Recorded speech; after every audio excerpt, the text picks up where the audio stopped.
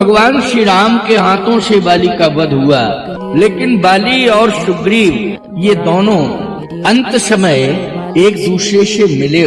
जब बाली के प्राण निकलने लगे तो वाल्मीकि जी महाराज ने स्पष्ट रूप से कहा है कि भगवान ने पूछा कि बाली तुम्हारी इच्छा क्या है? तो बाली ने कहा कि मेरी जो इच्छा है उसको आप पूरा कराएंगे क्या? भगवान ने कहा निश्चित रूप से। तो बाली ने एक ही बात कही कि मेरी अंतिम इच्छा यह है कि मैं अपने भाई सुग्रीव को गले से लगाना चाहता, वो मेरे हृदय से लग जाए। भगवान ने कहा ये तो डायरेक्ट आप भी कह सकते थे इस बात को, लेकिन आप मेरे माध्यम से कहलवाना चाहते हैं तो ये तो बहुत साधारण। भगवान ने कहा कि सुग्रीव तुमको मृत्यु का भय सता रहा है। मृत्यु का भय तो तब तक रहता है जब तक भगवान से जीव दूर रहता है, और जब उसे भगवान मिल जाए तो मृत्यु का भय समाप्त कर देना चाहिए।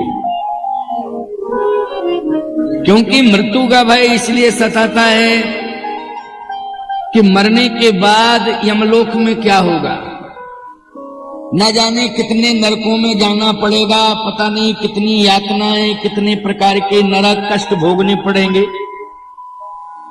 मुझे तो यही लगता है इसलिए मरने में व्यक्ति डरता है।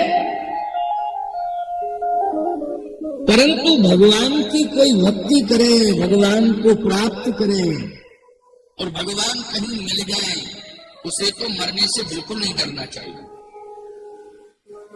तो भगवान ने कहा कि तुम डर क्यों रहे हो? सुग्रीव ने कहा कि प्रभु कई बार मेरी पिटाई हुई है इसके द्वारा, इसलिए मुझे और डर सता रहा है। भगवान ने कहा नहीं, इसका हृदय बदल गया, हृदय में परिवर्तन आ गया है और ये बार बार इस बात को कह रहा है कि मुझसे भूल हो गई, मुझे क्षमा करो। सुनहु राम स्वामी संचलन चातुरी मोर, प्रभु अजहू में पात की, अंत काल गति तो सन्मुख हो ये जीव मोहि जबहि,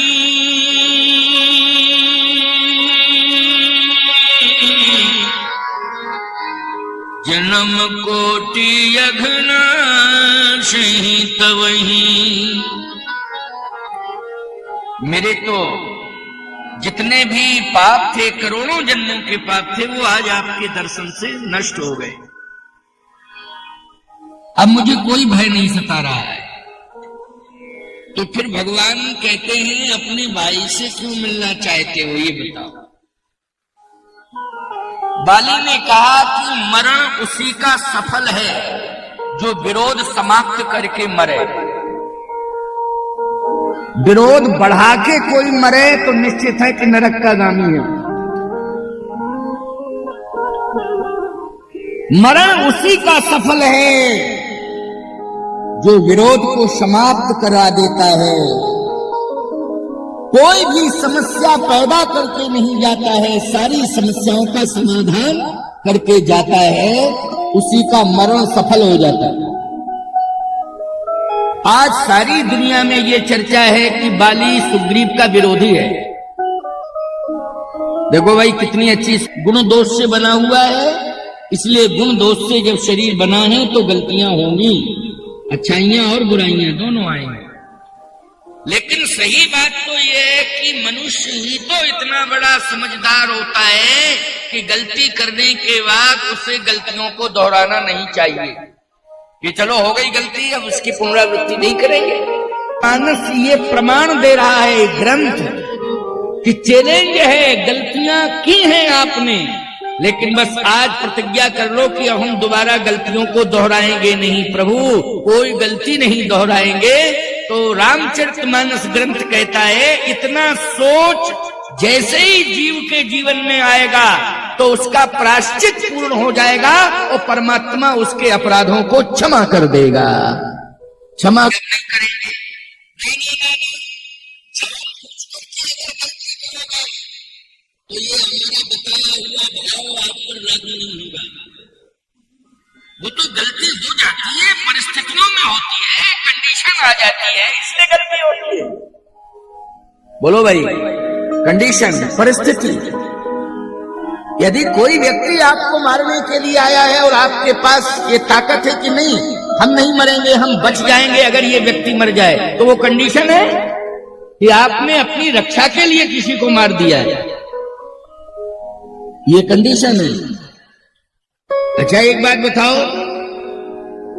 सर्प सामने से आ रहा है, नाग पंचमी के दिन सर्पों की पूजा की जाती है, लेकिन कोई सर्प यदि नाग पंचमी के दिन आपको डसने की कोशिश करे तो उस समय आप क्या करोगे? बोलो, बचने की कोशिश करोगे। और यदि वो सर्प आक्रमण ही करने पर आमादा है तो फिर भले ही नाग पंचमी बनी रहे, क्यों नहीं?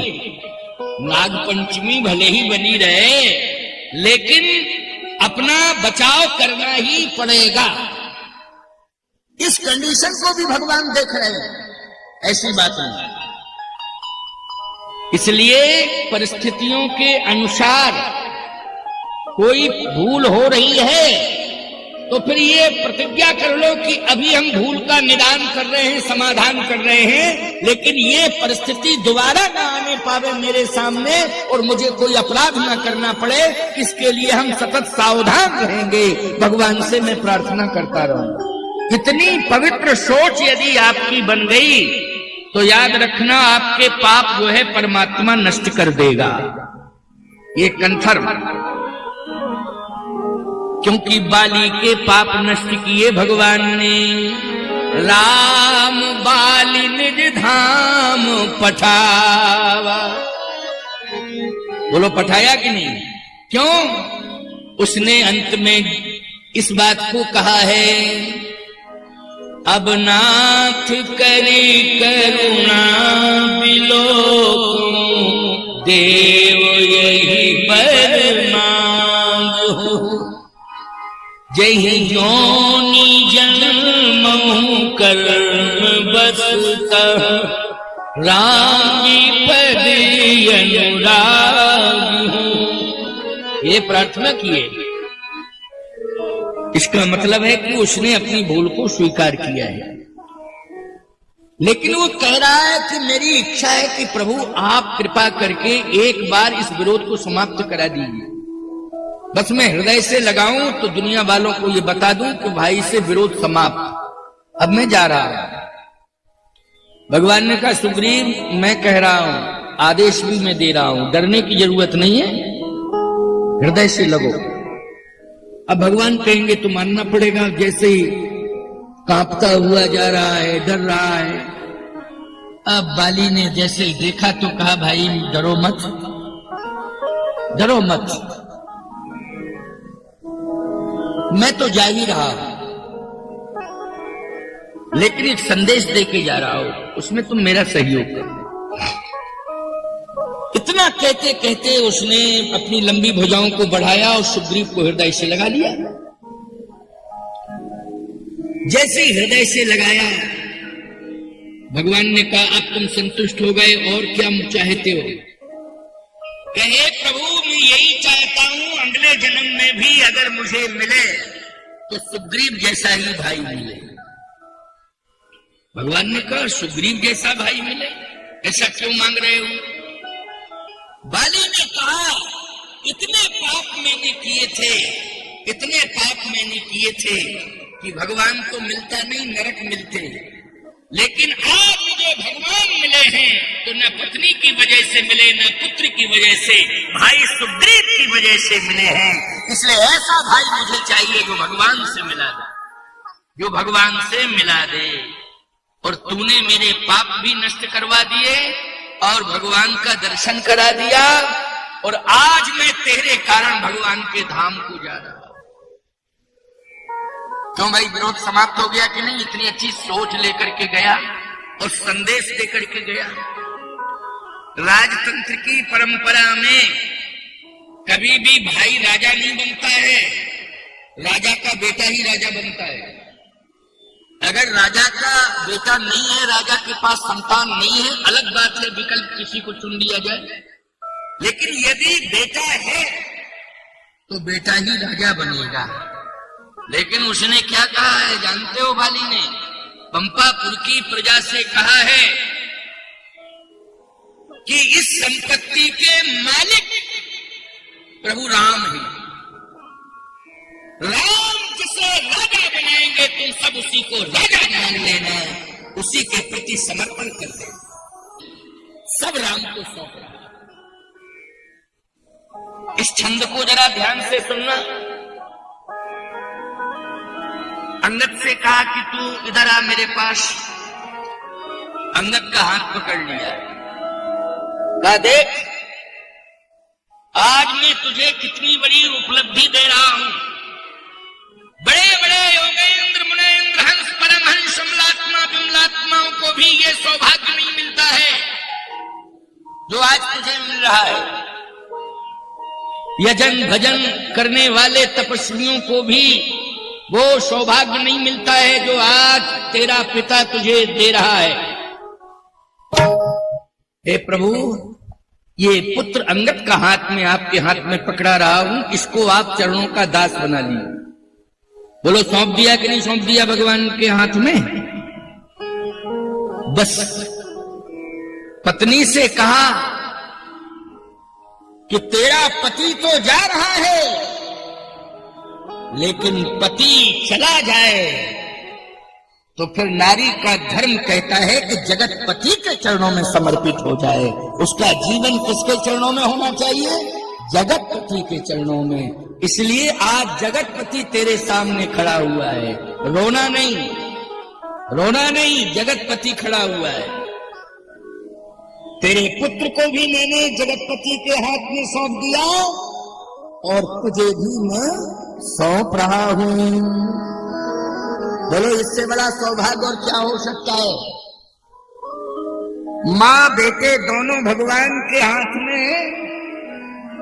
अब भगवान से अच्छा कौन संभाल सकता है? बोलो भाई, भगवान से अच्छा कोई नहीं संभाल सकता है। गुरु पितुमात न जानो काऊ, कहूं स्वभाव नाथपति आऊ, मोरे सबई एक तुम स्वामी दीन बंधुर अंतर यामी। बस राम चरण दृढ़ प्रीति करी बाल कीन तनु त्याग, ओ सुमन माल जिम कंठ ते गिरत न जान नाग। ऐसे प्राण निकल गए जैसे हाथी के गले में फूलों की माला डालो, उसे क्या पता कब माला पड़ गई और कब गले से निकल गई, उसे पता ही नहीं चलता है। गिरत न जान ही ना, हाथी के गले में फूलों की माला का कुछ पता ही नहीं चलता है, एहसास ही नहीं होता है, उसे कुछ भी पता नहीं चला। राम राम राम राम राम राम कह करके परम पद को प्राप्त हो गया। बोलिए भक्तवत्सल भगवान की।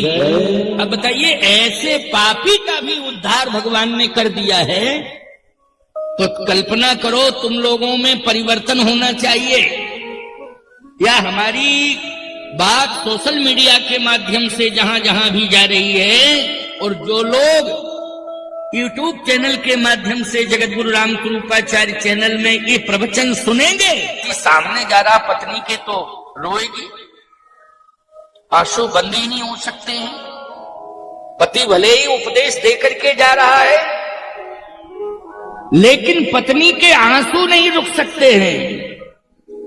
बाली गया और तारा के आंसुओं की धार लगी है, ऐसे आंसू निकल रहे हैं तारा के झरझर झरझर, जैसे सावन भादों में पानी की झड़ी लग जाती है, ऐसे आंसू निकल रहे हैं। वाह, भगवान पहुंच गए तारा के पास। देखो, जब कभी कोई घटना ऐसी मृत्यु वाली होती है तो लोग समझाने वाले आते हैं। कौन? मोहल्ला के लोग समझाते हैं, रिश्तेदार समझाते हैं, लेकिन धन्य है तारा, स्वयं परमात्मा समझाने के लिए पहुंच गया कि मैं तुझे समझाता हूं। भगवान ने समझाया। बोलो, दुनिया वालों ने समझाया कि दुनिया बनाने वाले ने समझाया है? दुनिया बनाने वाले ने समझाया है, परमात्मा ने समझाया है। कितनी बड़ी बात है प्यारे। मैं कहता हूं कि बिगड़ गया है तो बनाने की कोशिश करो, बिगड़े हुए संभल जाओ, सुधर जाओ। इतना ज्यादा ऐठो मत, इतना ज्यादा परेशान मत हो। भगवान बड़े कृपालु हैं, दयालु हैं। ये किष्किंधा कांड का प्रसंग गवाही दे रहा है, साक्षी है कि यदि आप पुनरावृत्ति नहीं करोगे,